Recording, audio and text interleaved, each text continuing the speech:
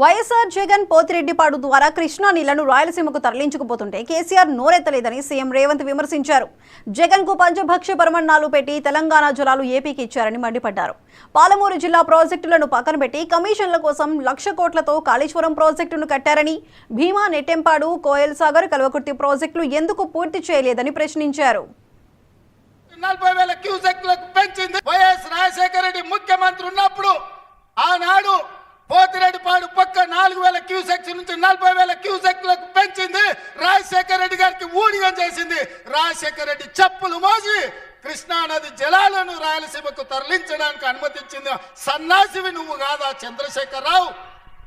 ఆనాడు నువ్వు ఊడిగం చేసి రాజశేఖర రెడ్డి పోతిరెడ్డిపాడు ద్వారా నీళ్లు తరలించకపోయాడు కృష్ణా నది జలాలు. మళ్ళీ ఆయన కొడుకు జగన్మోహన్ రెడ్డి ముఖ్యమంత్రి అయిన తర్వాత ఇదే ప్రగతి భవన్, ప్రజల స్వేదంతో నిర్మించిన ప్రగతి భవన్ అధికారిక కార్యాలయానికి వైఎస్ కొడుకు జగన్మోహన్ రెడ్డిని పిలిపించి పంచభక్ష పరమాణాలు పెట్టి 6 గంటలు చర్చించి రాయలసీమ ఎత్తిపోతల పథకం రచించింది నువ్వు కాదా? ఇది ద్రోహం కాదా? ఆనాడు రాజశేఖర రెడ్డితో కలిసి పోతిరెడ్డిపాడు ద్వారా కృష్ణానది జలాలను సీమకు తరలించకపోతుంటే హారతిచ్చింది నువ్వు కాదా? ఆనాడు మంత్రివర్గంలో నీ మంత్రులు లేరా? హరీష్ రావు గారు ఆ మంత్రివర్గంలో మంత్రి కాదా అని నేను ఇవాళ అడుగుతున్నా.